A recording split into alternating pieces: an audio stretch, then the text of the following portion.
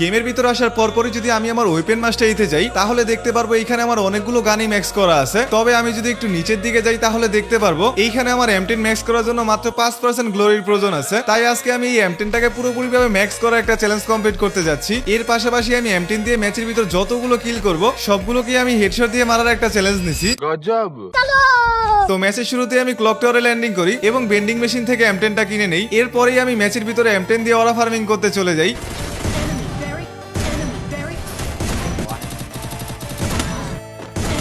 যাক, মোটামুটি অনেকগুলো প্লেয়ারকে আমি এই ম্যাচের ভিতরে হেডশট দিয়ে মারি। তবে এনিমিকে মারার পাশাপাশি আমি ডাউন করা প্লেয়ারকেও হেডশট দিয়ে কনফার্ম করতেছিলাম যেন আমি খুব তাড়াতাড়ি এই M10টাকে ম্যাক্স করতে পারি। যাই হোক, এই ম্যাচের একটা পর্যায়ে গিয়ে আমরা এখানে মরে যাই এবং ওয়েপেন মাস্টারিতে এসে চেক দিতেই দেখি আমার এক ম্যাচের ভিতরেই 95 থেকে 98 হয়ে গেছে। মানে আমার আরেকটা ম্যাচ খেললেই এই M10টা ম্যাক্স হয়ে যাবে। তাই আমরা আরো একটা ম্যাচ স্টার্ট করে দেই এবং ম্যাচের ভিতরে এসেই দেখি এই ম্যাচের ভিতরে আর্সেনাল খোলা থাকবে। তাই আমরা ল্যান্ডিংটা আর্সেনালেই করি আর নামার সাথে সাথে এইখানে আমি আর্সেনাল থেকে M10 পেয়ে যাই এবং আবারও অরা ফার্মিং করতে চলে যাই।